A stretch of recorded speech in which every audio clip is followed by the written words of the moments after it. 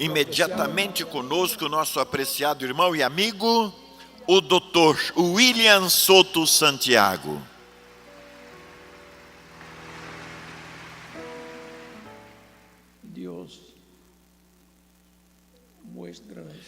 Deus mostra o seu amor para conosco ao enviar-nos a Cristo para morrer por nós.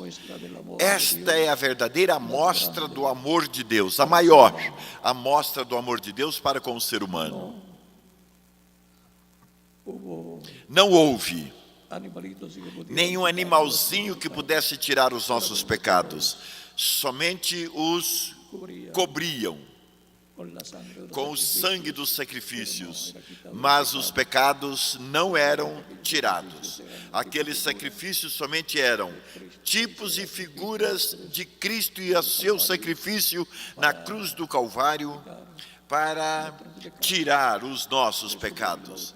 Por isso é que João Batista, quando esteve batizando, em uma ocasião, ele viu a Cristo e ele disse: eis aqui o Cordeiro de Deus que tira o pecado do mundo.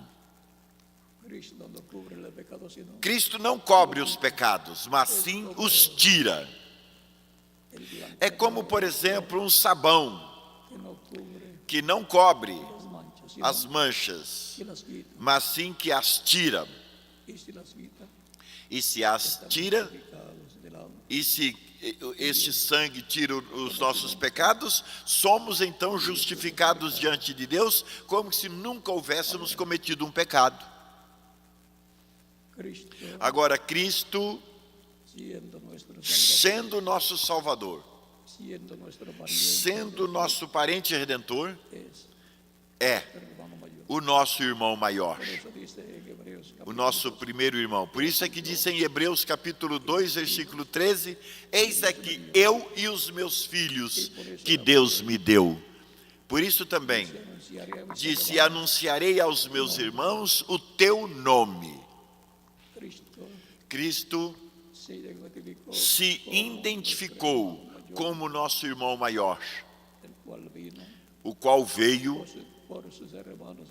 Ele veio pelos seus irmãos menores para restaurar-nos a vida eterna. O ser humano caiu lá no Jardim do Éden e perdeu a vida eterna. Para o ser humano somente lhe restou a vida temporária, que se está tão depravada que não é como o tempo de Matusalém, que viveu 900 e tantos anos, e no tempo de Noé também.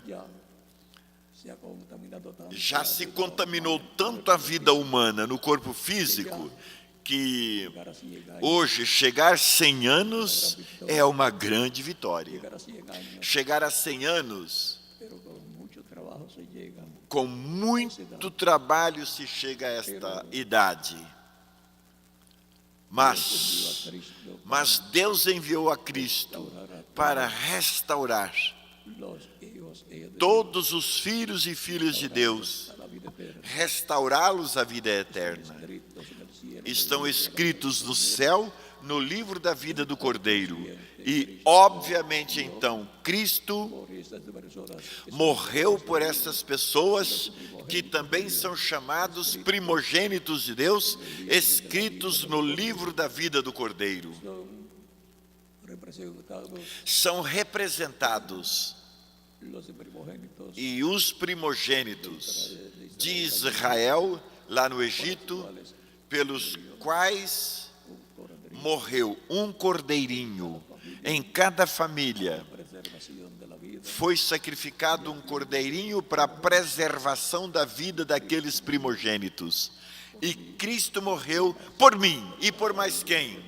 Por cada um de vocês também, para a preservação de nossa vida, para sermos preservados para toda a eternidade. Deus amou o mundo de tal maneira que deu seu Filho unigênito para que todo aquele que nele crer não se perca, mas tenha vida eterna. Então a nossa vitória é Cristo. Ele nos dá a vitória contra o inimigo, Ele nos dá a vitória contra a morte. Por isso há promessas divinas que falam sobre uma ressurreição em corpos eternos para os crentes em Cristo. Os crentes em Cristo não vão ressuscitar em corpos mortais, porque assim não teria que ter morrido. Não, eles vão ressuscitar em corpos glorificados e eternos e imortais e jovens para toda a eternidade. Assim como Cristo está glorificado e está tão jovem como quando subiu ao céu, assim também eu estarei. E quem mais? Cada um de vocês também. Porque esta bênção não é somente para mim. Esta bênção é para todo aquele que crê em Cristo, porque Deus amou o mundo de tal maneira que deu seu Filho unigênito para que todo aquele que crê não se perca, mas tenha vida eterna. O templo de Deus é o corpo místico de Cristo. É o lugar da morada de Deus. E quando este templo for completado, quando for completado este templo, com todos os que formariam a igreja, então a presença de Deus em toda a sua plenitude virá. E haverá uma grande e poderosa manifestação como nunca já aconteceu na história da humanidade. Durará pouco tempo, mas estará aqui esta poderosa manifestação de Deus. Porque se é um templo, ao concluir-se ou ao completar-se com pedras vivas, como São Pedro nos disse em 1 Pedro, no capítulo 2, versículos 4 ao 9, ele nos disse que nós somos pedras vivas, para sermos um templo santo no Senhor. É um templo que está crescendo, vem crescendo de etapa em etapa, assim como uma construção, por exemplo, na medida em que vai se colocando tijolos, blocos, vai se crescendo essa construção. Começa lá de baixo para cima, e depois já no pico deste prédio, desta construção, chega ao topo. Esta é a etapa para ser colocado a pedra principal na segunda vinda de Cristo, ou é a segunda vinda de Cristo, lá há 2000 anos atrás, na primeira vinda de Cristo, ali estava a pedra angular, a pedra principal para a igreja do antigo pacto, a qual foi rejeitada. Mas o reino seria dado a um povo, seria dado a uma outra nação que produziria os frutos. Esta é a igreja do Senhor Jesus Cristo, no qual e em quem está se cumprindo as promessas divinas. O único povo que estava dentro, o único povo que está dentro do pacto de Deus é a igreja do Senhor Jesus Cristo, porque já estamos no novo pacto desde o dia de Pentecoste até aqui. O sacrifício para o novo pacto foi feito, foi derramado. O sangue deste sacrifício foi derramado na cruz do Calvário. Lembrem-se em Cristo, em São Mateus, no capítulo 26, versículo 26 ao 29, ele nos disse, ao tomar o pão, deu graças ao pão, a Deus, deu graças a Deus pelo pão e deu aos seus discípulos e disse: comei dele todos, porque este é o meu corpo. Ali Cristo estava tipificando o seu corpo naquele pão. Depois ele tomou o cálice de vinho, deu graças ao Pai, deu aos seus discípulos e ele disse: tomai dele todos, porque este é o meu sangue, o sangue do novo pacto que foi derramado por muitos para perdão dos pecados. Agora, sob o novo pacto, não há sacrifícios de animaizinhos. Isto era sombra, tipo e figura do que viria posteriormente. Um só sacrifício, perfeito. É o sacrifício de Cristo na cruz do Calvário. Não necessitamos outro sacrifício, porque quando se faz algo perfeito, não se há necessidade de um outro paralelo. Agora, no novo pacto, assim como Deus atuou no antigo pacto com o povo de Israel, agora está atuando no novo pacto com o povo do novo pacto, que é a igreja do Senhor Jesus Cristo. E assim como Deus morava no meio do povo hebreu, agora Deus está morando em torno de 2000 anos. Deus está morando no meio da igreja do Senhor Jesus Cristo, porque Ele disse: eu estarei convosco todos os dias até o fim do mundo. A igreja vem passando por diferentes etapas. Mas com Cristo caminhando ao seu lado,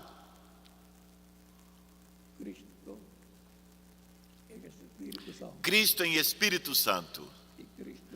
E Cristo em Espírito Santo é o anjo do pacto que livrou a Israel da escravidão egípcia. Veja, São João capítulo 8, versículos 54 ao 56. Abraão, vosso pai, desejou ver o meu dia, ouviu e se e se alegrou. Eles disseram: mas você ainda não tem 50 anos? E como viste Abraão? Cristo respondeu: antes de Abraão existir, eu sou. É que Cristo é o anjo do pacto, é o anjo do Senhor. Ele veio estabelecer o novo pacto com o sangue, o seu próprio sangue, o sangue do novo pacto. E ainda mais, dentro do novo pacto, todas as bênçãos da redenção pertencem aos crentes que são parte, que estão dentro do novo pacto.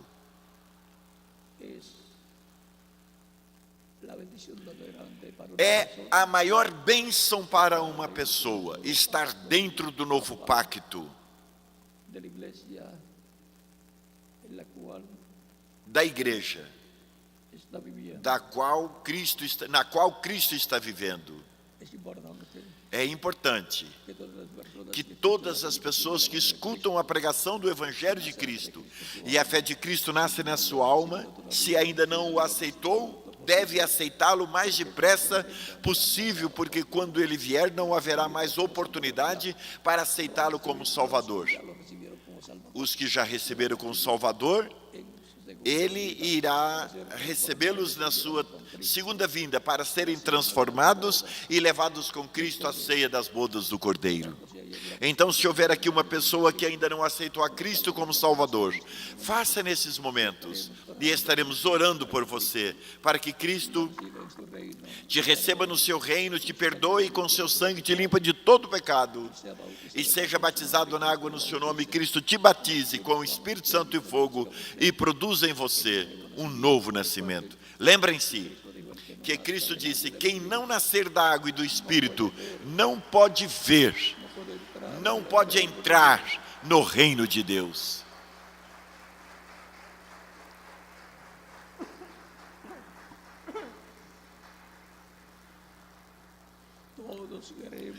Todos nós queremos viver eternamente.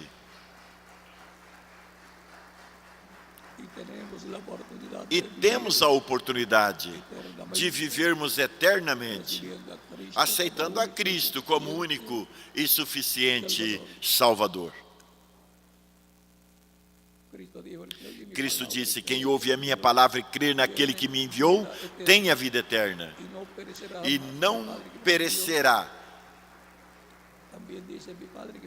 Ele disse que o Pai que me deu, ninguém poderá tirá-los das mãos do meu Pai. Assim são as pessoas que estão representadas em ovelhas. São João capítulo 10, versículo 27 em diante. As minhas ovelhas ouvem a minha voz e me seguem. Eu as conheço e lhes dou vida eterna. E não perecerá jamais. Meu Pai que mas deu é maior que todos, e ninguém poderá tirá-las das mãos do meu Pai.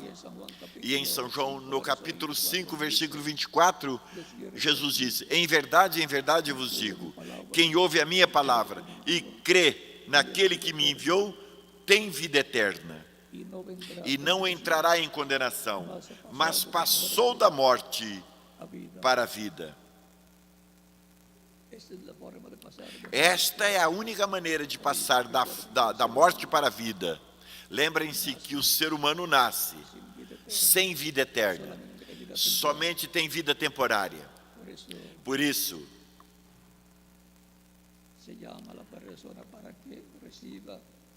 é necessário chamar as pessoas para que recebam a vida eterna.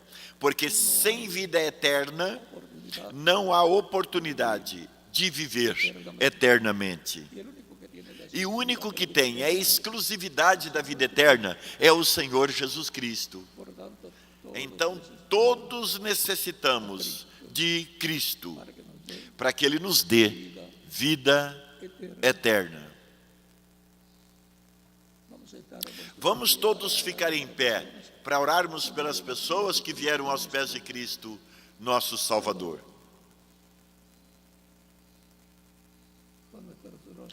Inclinemos o nosso rosto e fechemos os nossos olhos. Pai nosso que estás no céu, santificado seja o teu nome. Venha o teu reino e seja feita a tua vontade, aqui na terra como no céu. O pão nosso de cada dia nos dê e perdoe as nossas dívidas, assim como perdoamos os nossos devedores. E não nos deixes cair em tentação, mas livra-nos do mal. Porque teu é o poder, o reino, a glória pelos séculos dos séculos. Amém e amém. Pai Celestial, em nome do Senhor Jesus Cristo, eu venho a Ti com todas essas pessoas que estão aceitando a Cristo como único e suficiente Salvador. Receba-as em seu reino. Eu te peço em nome do Senhor Jesus Cristo. Amém. Agora repitam comigo essa oração, os que vieram aos pés de Cristo. Senhor Jesus Cristo, escutei a pregação do teu evangelho. A tua fé nasceu no meu coração. Creio em ti com toda a minha alma, com todo o meu coração.